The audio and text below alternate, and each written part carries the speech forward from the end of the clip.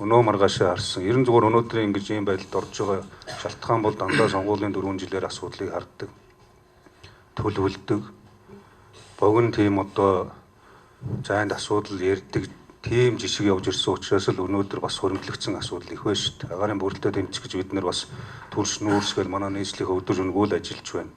Та бүхний шаардлагыг одоо бид бас уулзалтгүйгээд зугцсантай юм уу эсвэл одоо имээсэнтэй нэг бол та бүгдийг одоо үл оошосонтой тэгж байгаа асуудал ерөөсөө биш. Бид өдөр шөнөгүй хийх ажил одоо маш их байна. Тэгээд завсар зайгаар өнөөдөр ямар ч байсан та бүхэнтэйгээ уулзалж санал бодлоо бас хуваалцах юм боломж олдчих. За иргэдийн хурал бол бас одоо олон хороо шийдвэр гаргаж байгаа. Энэ дээр бол бас олон хороо хамтын шийдвэр гаргадаг энэ хурлын шийдвэрийг аль болох бас зөв талаас нь ойлгуулж эргээд гарах шийдвэр бол бас зөв талаасаа байх ёстой л гэж бодож байгаа.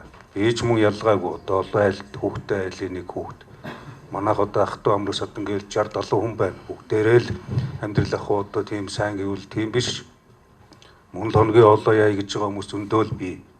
Тэгвэл өөрөө өөрсдийгөө бодоод өрөөл одоо ойр дотноо бодоод нэг хэсгээ бодоод байвал бид нар ер нь урт хугацаанд яаж одоо зөв хөгжих вэ гэдэг.